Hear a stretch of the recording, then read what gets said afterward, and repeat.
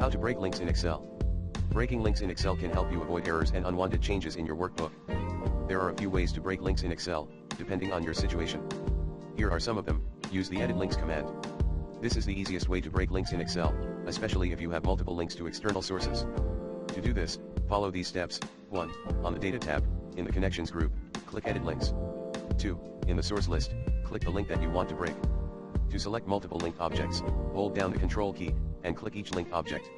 To select all links, press Ctrl+A. 3. Click Break Link. You'll be asked to confirm press Break Links. 4. Press Close when you're done. Use the Paste Special command. This method can help you break links in Excel formulas that refer to other workbooks. To do this, follow these steps. 1. Select the cells containing formulas with Excel links. 2. Press File Copy in the ribbon bar or press Ctrl+C3, with the cells still selected, right-click and press Paste Special Values. Values may also be listed directly under the Paste Options category. 4. This will replace the formulas with their current values, breaking any links in them.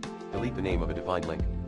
If the link used a defined name, such as a named range or a named constant, you may want to delete the name as well, by following these steps. 1. On the Formulas tab, in the Defined Names group, click Name Manager.